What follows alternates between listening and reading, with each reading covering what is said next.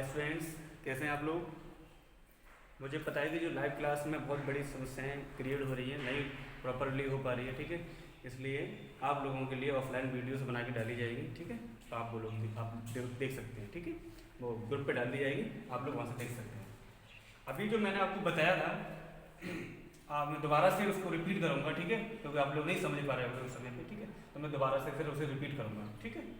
तो आप लोग तैयार रहिएगा, बैठिएगा सही से, ठीक है। तो सबसे पहला टॉपिक मैं दोबारा फिर उठाता हूँ, रिमाइंडर थ्योरम।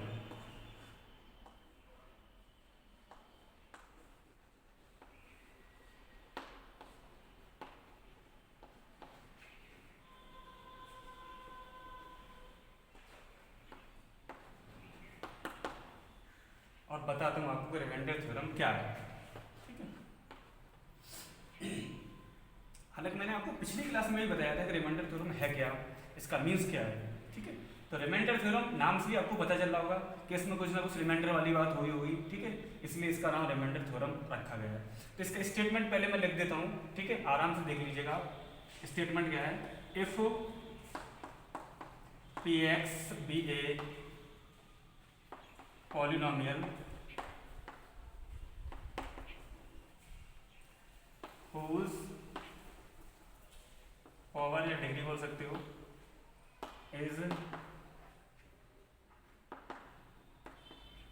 ग्रेटर देन और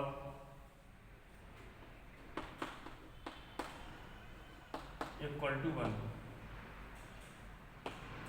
एंड ए जो हमारा है एक रियल नंबर है, a is a real number. If we divide px by x minus a, then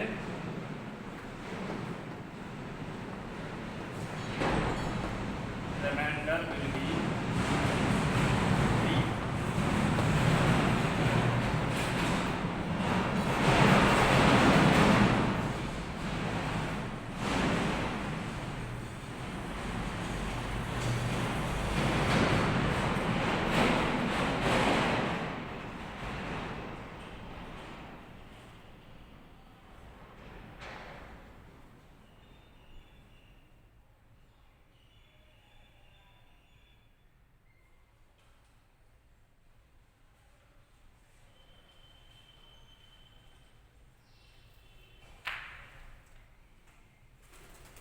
If px be a polynomial whose power is greater than or equal to 1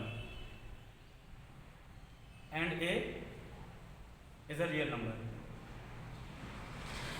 if we divide px by x minus a, the remainder will be p।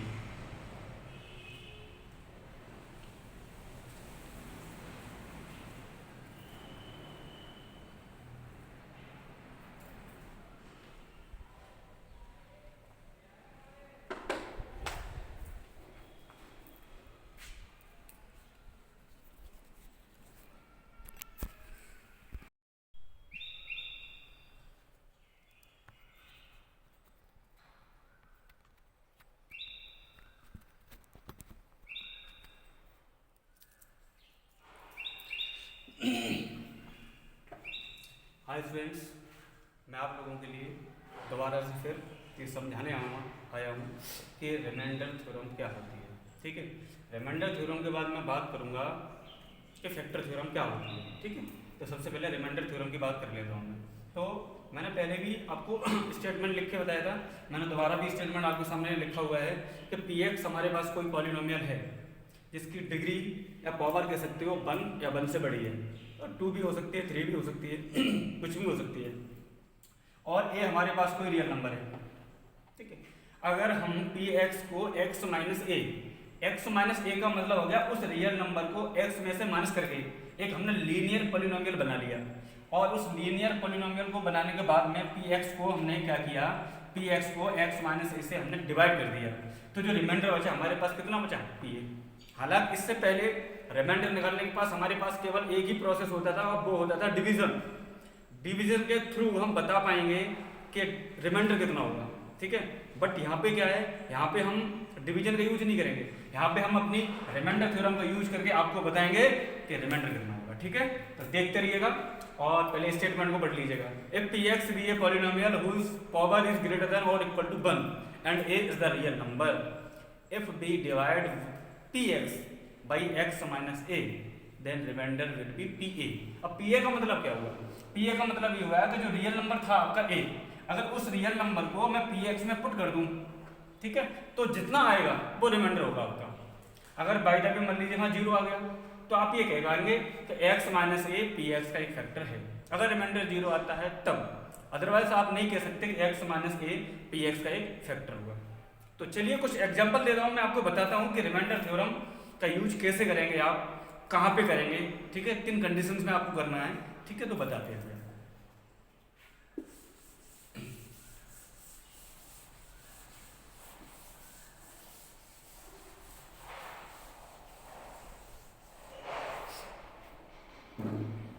एक division मैंने ले लिया, ठीक है, example के तौर पर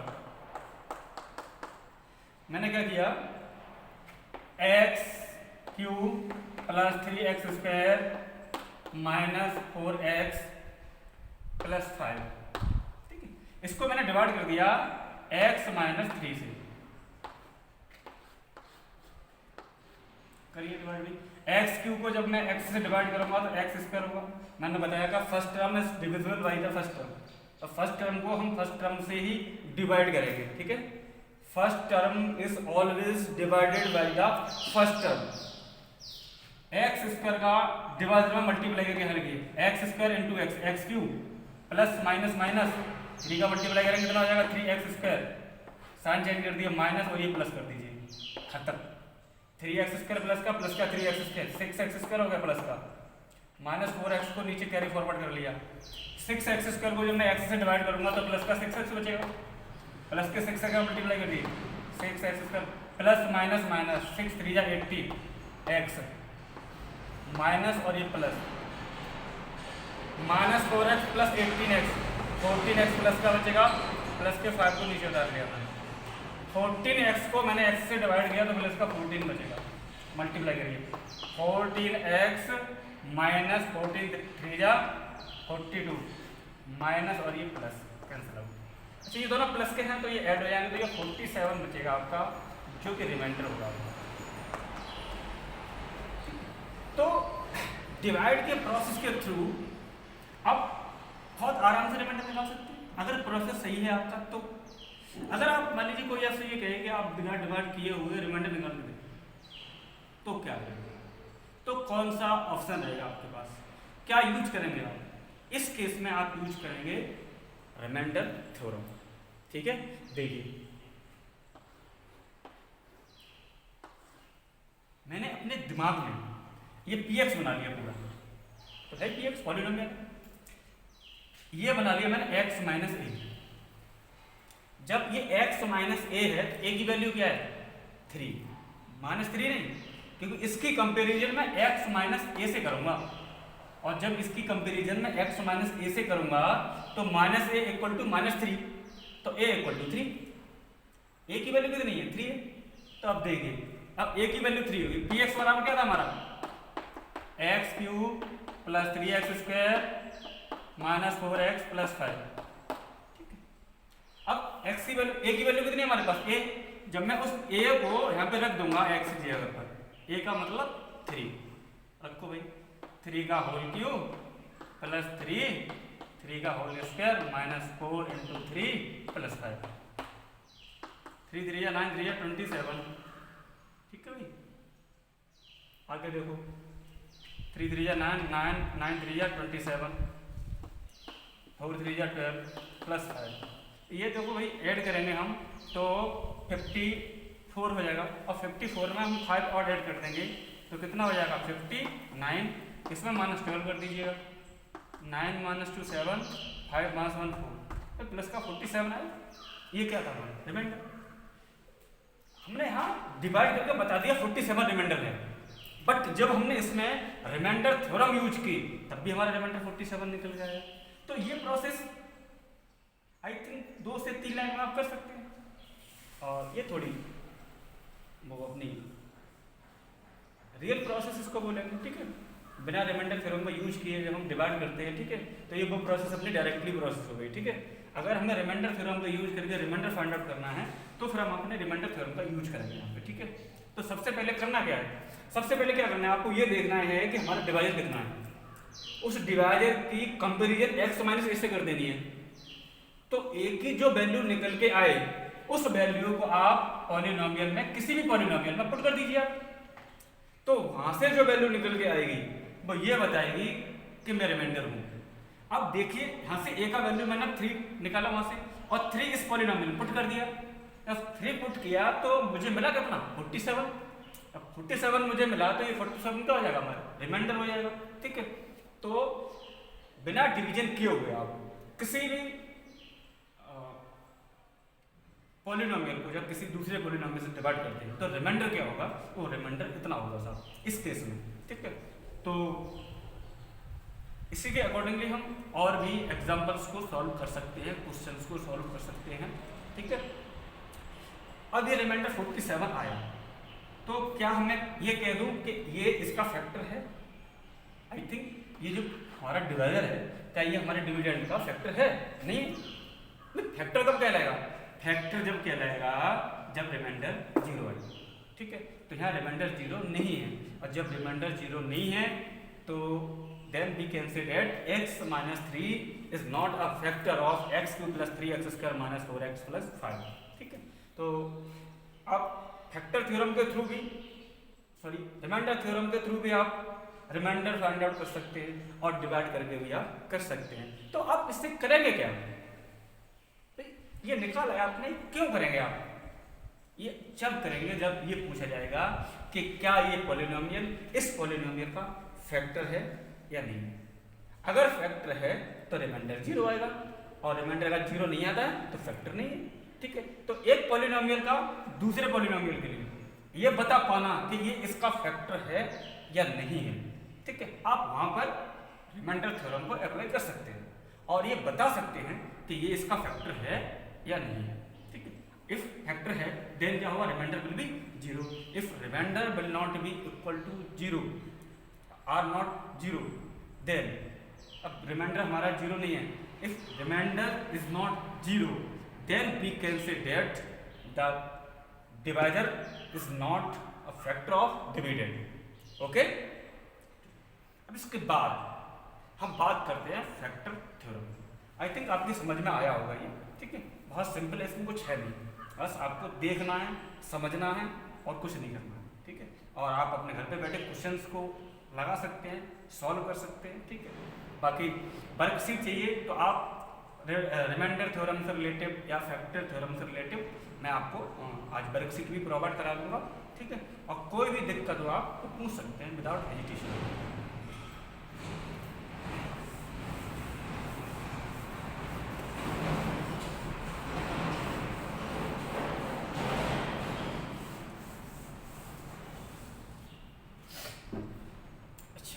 अब बात करते हैं हम फैक्टर थ्योरम की। तो फैक्टर थ्योरम क्या है?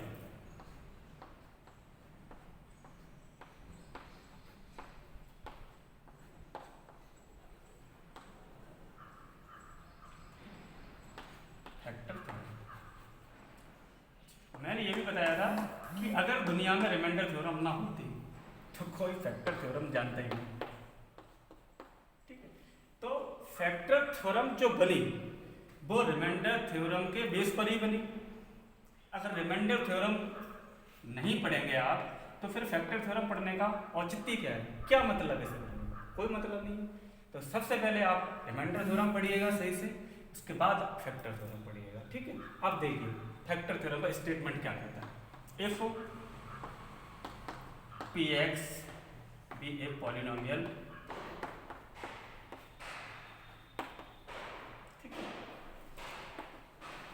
whose power is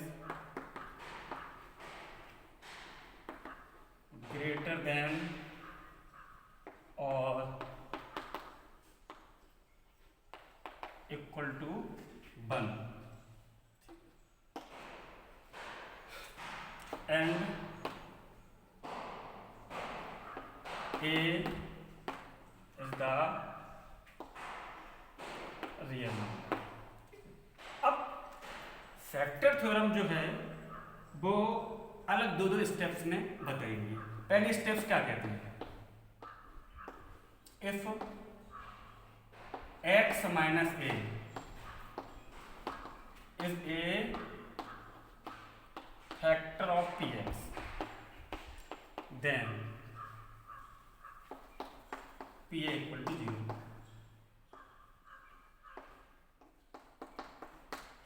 अगली में इसी के अपोजिट में बोल देगा, if pa equal to 0 then x minus a is ए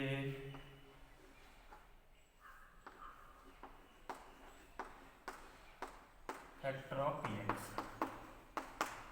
मतलब समझिए, जब भाई x माइनस a हमारा, बाकी प्रोसेस तो भैया कोई px हमारे पास पॉलिनोमियल है जिसकी डिग्री या पावर बोल सकते हो या तो 1 के इक्वल है या 1 से ग्रेटर देन है, और ये हमारे पास रियल नंबर है। लास्ट हमने रिमाइंडर थ्योरम में ये सीखा ही है, ठीक है। जब px हमारे पास पॉलिनोमियल है जिसकी पावर ग्रेटर देन या इक्वल टू 1 है और ये हमारे पास रियल नंबर है। अगर हम क्या करते हैं x माइनस ए, अगर हम ये बोलते हैं कि px है x माइनस ए एक फैक्टर है, तो रिमाइंडर कितना हो जाएगा, 0। अरे पिछले में क्या हुआ, पिछले में हमने ये पढ़ा था कि px को अगर हम x माइनस ए से डिवाइड करते हैं तो रिमाइंडर p होगा, और जब रिमाइंडर 0 आ रहा है तो रिमाइंडर 0 जब आएगा जब x माइनस ए px का एक फैक्टर होगा, ठीक है। तो फैक्टर थ्योरम हमको ये बताती है कि if x minus a is a factor of px then pa equal to 0, और pa equal to 0 means remainder equal to 0। If x minus a is a factor of px then pa equal to 0।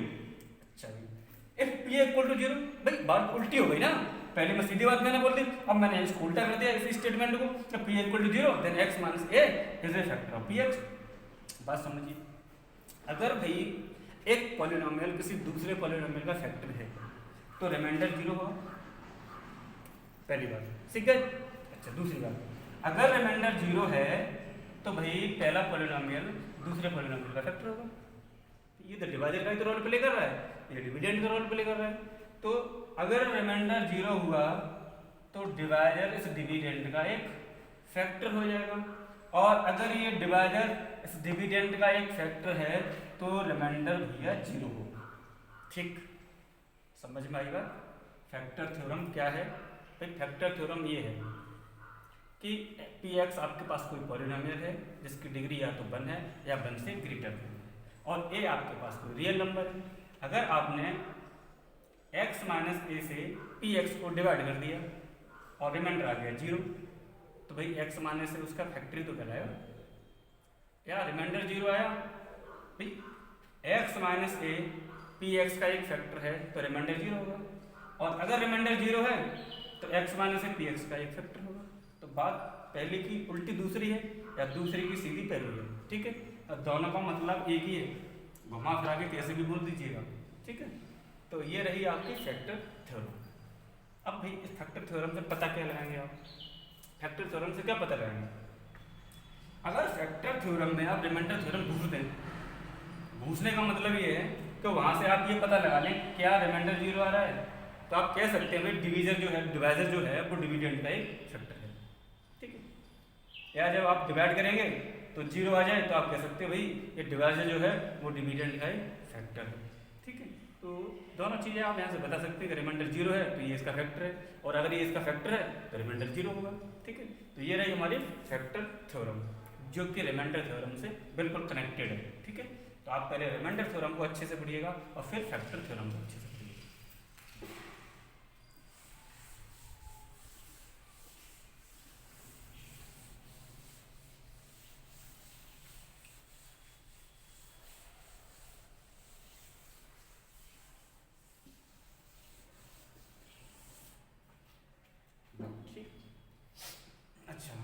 अभी हमने एक example आपको दिया था cubic polynomial को factor करने के लिए, बताया था मैंने आपको, ठीक है।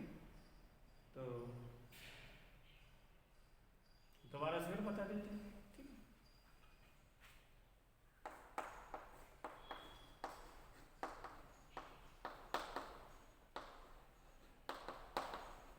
फैक्टराइजेशन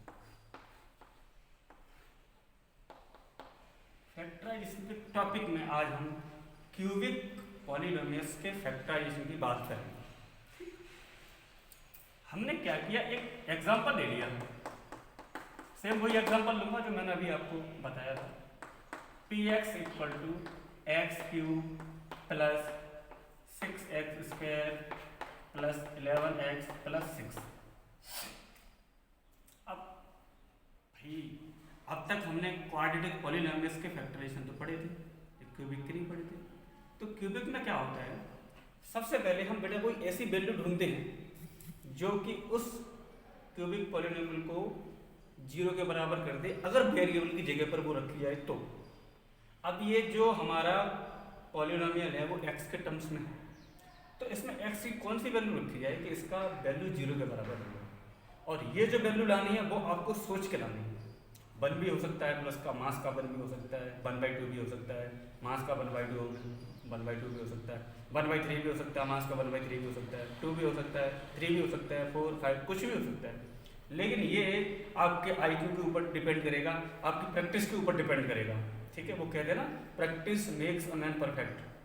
तो आप प्रैक्टिस से बार बार करेंगे ना तो आपकी जो दिमागी शक्ति है ना, मेंटली पावर जिसे बोलते हैं, ठीक है, वो इतनी तेज हो जाएगी आप किसी भी क्यूबिक पॉलिनोमियल को देखकर ही आप बता देंगे हमें पुट क्या करना है। ठीक है, ये आपकी प्रैक्टिस के ऊपर डिपेंड करता है। हालांकि मुझे पता है, मैंने x बराबर रख दिया on putting x equal to -1। जब मैंने x इक्वल टू -1 रखा बेटा तो p -1 इक्वल टू -1 का होल क्यूब -1 रहेगा। अच्छा, -1 का होल इसका प्लस का 1 हो जाएगा, 6 बन जाए 6 प्लस का 6 बचेगा, माइनस का 1 × 11 प्लस माइनस माइनस 11 हो जाएगा, ये प्लस का 6 हो जाएगा, और 6 और 6 12 हो जाएंगे प्लस के, माइनस का 1 माइनस का 11 माइनस का 1 माइनस का 12 हो जाएगा। तो कुल मिला के 0 मिलेगा यहाँ से आपको। ठीक है, जब 0 मिल गया तो क्या करेगा, -1 को इधर ले आए तो x + 1 हो गया। x + 1 is a factor of px, तो px का एक फैक्टर होगा। ठीक, अब हमको और फैक्टर्स निकालने हैं, तो और फैक्टर्स निकालने के लिए हम क्या करेंगे कि x + 1 से दिए गए पॉलिनोमियल को डिवाइड कर देंगे। x³ + 6x² + 11x + 6 करो डिवाइड बेटा। x³ को जब x से डिवाइड करेंगे तो x² हो जाएगा, मल्टीप्लाई करके लिख दिए x³ और plus x², minus minus cancel out. अच्छा, 5x² मिल जाएगा आपको। 11x को वही नीचे उतार लीजिए, कैरी फॉरवर्ड कर लीजिए। 5 के आगे प्लस का साइन है तो ऊपर पहुंचा दिया। 5x² को जब हमने x से डिवाइड किया तो 5x हो गया, प्लस के 5x का मल्टीप्लाई किया था डिवाइजर में तो 5x² और प्लस प्लस प्लस का 5x, minus minus cancel out.